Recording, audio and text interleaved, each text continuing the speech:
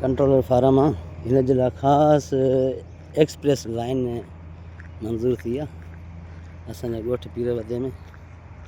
कणकूं बि अल्हम्दुलिल्लाह माशाअल्लाह सफ़ा तयारु आहिनि फसल।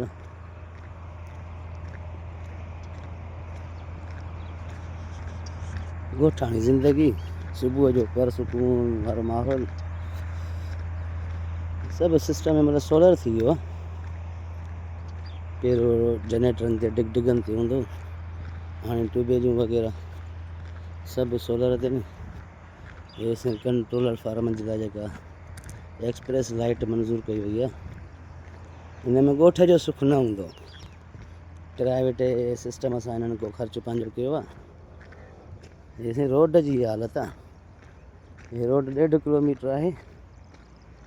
चूंडियल नुमाइंदनि 10 सालनि खां वठी आसरा ॾेई ॻोठाणनि खे तबाह करे छॾियो आहे, पर रोड जी बि सहूलियत न आहे।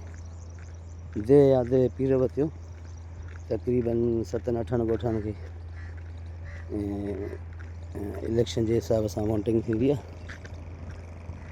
जंहिंजी पोलिंग स्टेशन मेन पोलिंग स्टेशन दे पीर वरितियो, उहो बि नज़रअंदाज़ आहे।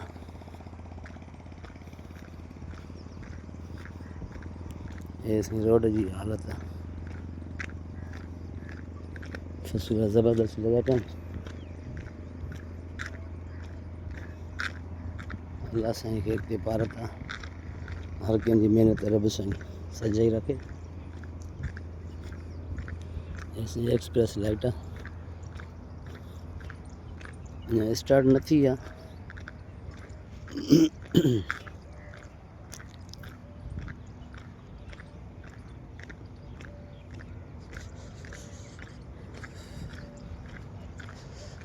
हे वारियासी जेका ज़मीन आहे वारी आहे, जेके दड़ा आहिनि, हे अली हसन ज़रदारी ॿुधाए पियो वञे। जिन्हनि खां मालूम थियो आहे कि अली हसन ज़रदारी 600 एकड़नि ते मुश्तमिल हीअ ज़मीन आहे। कुझु सरकारी हुई, कुझु खणत हुई।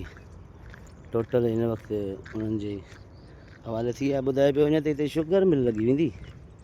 अली हसन ज़रदारी वारनि हीअ वरिती आहे शुगर मिल जे हिसाब सां।